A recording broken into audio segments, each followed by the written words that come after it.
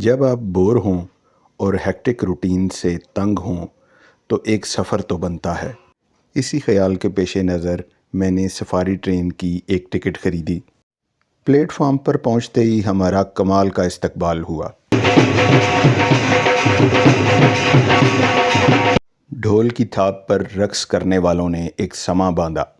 اس رقص کے دوران ہی ایک ٹرین تیز گام جو بھی پلیٹ فارم پہ 8 بجے کھڑی تھی، جب موو ہونے لگی تو وہ یہ منظر دیکھ رہی تھی۔ ہمارا یہ سفر سفاری ٹرین کا تھا، جو ہر اتوار کو پنڈی سے اٹک خرد کے لیے چلتی ہے۔ سفر کو رنگین بنانے کے لیے ان جوکرز نے بھی کوئی کم ڈانس نہ کیا، اور ان کا جو رقص تھا اس سے لوگ بہت محظوظ ہوئے۔ میں نے دیکھا کہ اسی وقت لوگوں نے، جب انہوں نے ڈانس شروع کیا تو لوگوں نے موبائلز کے کیمرے آن کر لیے اور مسلسل ان کو فلماتے رہے۔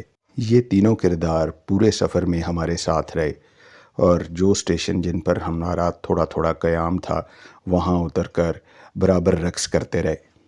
لوگ اپنی خوشی سے ان کو وہاں کچھ پیسے بھی دیتے رہے۔ ان کے بارے میں آگے چل کر مزید بات کریں گے۔ جو جانے کا وقت قریب آنے لگا، اب نظر آ رہا تھا کہ جیسے رش بڑھ رہا ہو۔ رقص کے دوران ہی safari train platform number 3 پر جانے کے لیے تیار ہو رہی تھی۔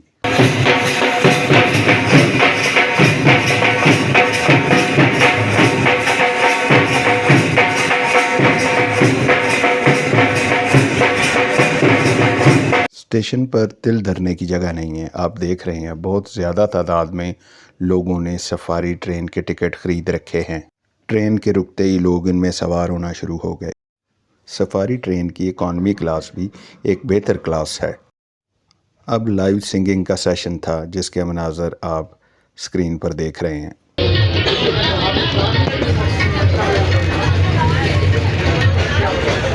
یہ سفاری ٹرین اب اپنے پہلے سٹاپ پر رکی، جس کا نام گولڑا ریلوے اسٹیشن تھا۔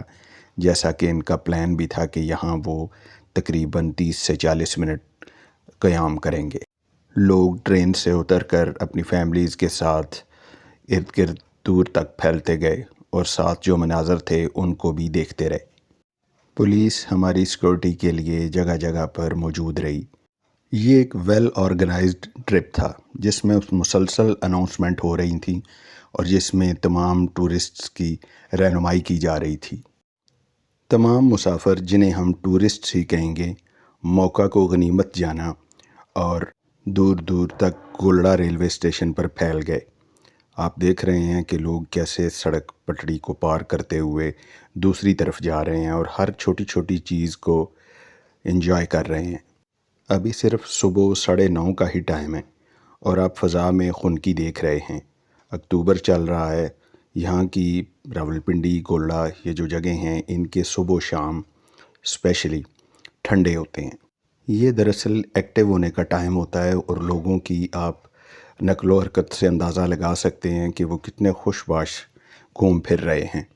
میں پچھلے سال اکتوبر میں ہی گولڑا ریلوے اسٹیشن پر پہلا آیا تھا، اور یہاں ہم نے تقریباً 2 گھنٹے، میرا دوست تھا اس کے ساتھ میں نے 2 گھنٹے یہاں گزارے تھے۔ ہم نے چھوٹی چھوٹی چیز کو آبزرو کیا تھا، اور ان چھوٹی چھوٹی چیزوں کو اپنی ویڈیو میں بھی دکھایا۔ یہ ریلوے اسٹیشن بھی باقی کچھ ریلوے اسٹیشنز کی طرح انتہائی پرسکون ہے۔ مجھے یاد ہے جب میں اپنے دوست کے ساتھ پچھلے سال اکتوبر میں ہی، جو میں نے آپ کو بتایا ہے، آیا تھا، تو اس وقت ہم نے جب اس کو ایکسپلور کر لیا تو پھر ہم تھک گئے، کافی تھک گئے، اور دوپہر کا ٹائم ہو رہا تھا۔ ہم نے وہاں کچھ دیر بینچ پہ ریسٹ کیا۔ اب میجک شو کا وقت تھا۔ آپ دیکھ رہے ہیں کہ میجک کرنے والا کیسے لوگوں کو محظوظ کر رہا ہے، اور بچوں سے زیادہ بڑے محظوظ ہوئے۔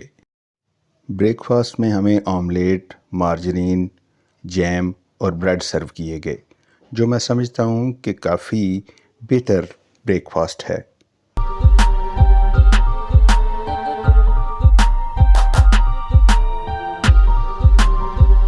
ابھی لوگ چائے کے انتظار میں ہی تھے کہ حسن ابدال ریلوے اسٹیشن پر آ گیا، اور یہ موٹو چاچا اور باقی جوکرز بھی ریلوے اسٹیشن پر آ گئے۔ اب وہاں بھی ایک خوبصورت سما تھا۔ حسن ابدال ریلوے اسٹیشن بھی ایک انتہائی خوبصورت ریلوے اسٹیشن ہے۔ اس اسٹیشن کی عمارت سرخ پتھر سے بنی ہوئی ہے، اور سفید رنگ کا بارڈر اور محرابیں تو اس پہ زیادہ چار چاند لگا رہی ہیں۔ ٹرین نے اپنی سیٹی بجا دی تھی اور وہ چلنے کو تیار تھی، مگر میں مسلسل فوٹیجز بنا رہا تھا تاکہ تمام اچھے مناظر اپنے موبائل میں قید کر سکوں، اور یہ مناظر بھی واقعی قابل دید ہیں۔ ان کو عرصہ دراز تک نہیں بھلایا جا سکتا۔ انسان کی زندگی میں کچھ ایسے سفر ہوتے ہیں جو اسے یادگار بناتے ہیں۔ ٹرین نے اب دوبارہ سیٹی بجائی، اور دوبارہ سیٹی کا مقصد یہ تھا کہ اب اس نے بالکل نہیں رکنا اور وہ اپنے منزل کو جانا چاہتی ہے، لہٰذا لوگ بھی جلدی جلدی سے اب اس ٹرین میں سوار ہونے لگے۔ آپ مناظر میں دیکھ سکتے ہیں، میں نے بھی یہی بہتر جانا کہ اب ٹرین میں سوار ہو جانا چاہیے، کیونکہ تیز چلتی ٹرین میں سوار ہونا غلط بات ہے۔ ایک بات تو میں آپ کو بتانا بھول ہی گیا کہ چائے کا مزہ تو میں نے آ کر پلیٹ فارم پہ لیا۔ ہم دوبارہ سے اب اپنے سفر پر رواں دواں تھے اور ہماری منزل اٹک خرد تھی۔ اکانومی کلاس کے واش روم میں ٹیشو پیپر کا کوالٹی سفر کو درشاتا تھا۔ آخر کار ہماری سفاری ٹرین اس جگہ پہنچ گئی جس کا ہم بے چینی سے انتظار کر رہے تھے۔ یہ ہے جی اٹک خرد کا ریلوے اسٹیشن۔ یہاں پہنچ کر سب سے پہلے جو چیز میں نے محسوس کی وہ یہاں کی نیٹنس اور صفائی تھی۔ مور اوور یہاں کا جو موسم تھا وہ بہت ہی خوشگوار تھا۔ پہاڑوں کے درمیان رکی ہوئی یہ ٹرین ایک سحر طاری کر رہی تھی۔ میں نے جلدی سے پورے ریلوے اسٹیشن کا ایک اوور ویو لینے کی کوشش کی۔ یہاں کی عمارت تاریخی ہے اور لوگ یہاں جو وزٹ کرنے آئے ہیں وہ نئے ہیں۔ ہر اتوار کو یہاں اسی ٹائم پہ خوب چہل پہل ہوتی ہے۔ اٹک خرد کے اس ریلوے اسٹیشن پر میں نے جو ایک بات محسوس کی وہ یہ تھی کہ پوری ٹرین تھوڑے ٹیڑھے رخ پر کھڑی تھی، جیسے پٹڑی کا بیلنس برابر نہ ہو۔ کچھ بھی کہیں، یہ منظر بہت دلکش تھا۔ اب ہم آ گئے اٹک خرد کے میوزیم میں، جو انتہائی منفرد چیزوں سے بھرا پڑا تھا۔ میوزیم میں پڑی ہر چیز کی ڈیٹیل میں نہیں جاؤں گا۔ اگر آپ کہیں گے تو میں اس پہ ایک الگ سے ویڈیو بنا دوں گا۔ آپ نے یہ مجھے بتانا ہے کمنٹ سیکشن میں، کیا واقعی اس پر آپ کو کوئی ویڈیو چاہیے جو ڈیٹیل میں اس میوزیم میں پڑی ہوئی چیزوں کو بتایا جا سکے۔ اب آپ میوزیم میں پڑی ہوئی ہر چیز کا اوور ویو لیتے جائیں۔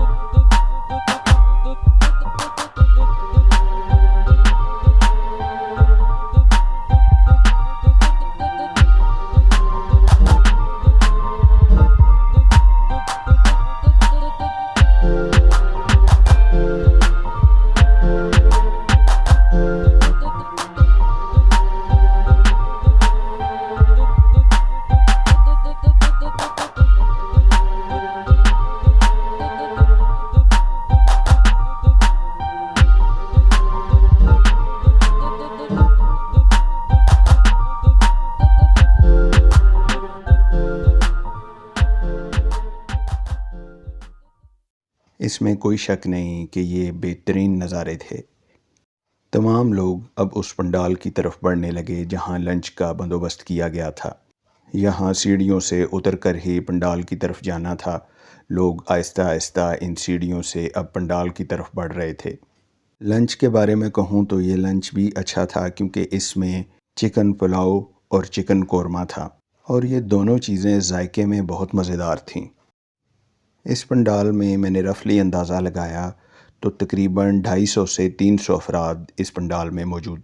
خوبصورت شامیانوں اور خوبصورت لوگوں نے ماحول کو گرما دیا تھا۔ ایک چیز اور یہاں محسوس اور بھی کی گئی، وہ یہ تھی کہ یہاں کا موسم راولپنڈی کی نسبت قدرے گرم تھا، کیونکہ یہ پہاڑی علاقہ ہے۔ پہاڑی علاقہ تو پنڈی کا بھی ہے، لیکن ساتھ مری ہونے کے باعث وہاں اتنی گرمی نہیں تھی، یہاں قدرے گرمی زیادہ تھی۔ پنڈال کے ارد گرد گرینری تھی اور یہاں ماحول بہت ہی خوبصورت تھا۔ میں اگر کہوں کہ جنگل میں منگل تھا تو یہ بات غلط نہ ہوگی۔ لوگوں نے یہاں پیٹ بھر کر کھانا کھایا، اور کھانا کھانے کے بعد انہوں نے تھوڑی دیر بیٹھ رہنے کو ترجیح دی، لیکن جو بچے تھے انہوں نے فوراً ہارس رائڈنگ اور کیمل رائڈنگ کی طرف رخ کیا، اور بعد میں بڑے بھی اپنی منشا کے مطابق ارد گرد کے علاقوں میں چلے گئے۔ سفاری ٹرین کا یہ سفر ہمیشہ ذہنوں میں ایک اچھی یاد بن کر رہے گا۔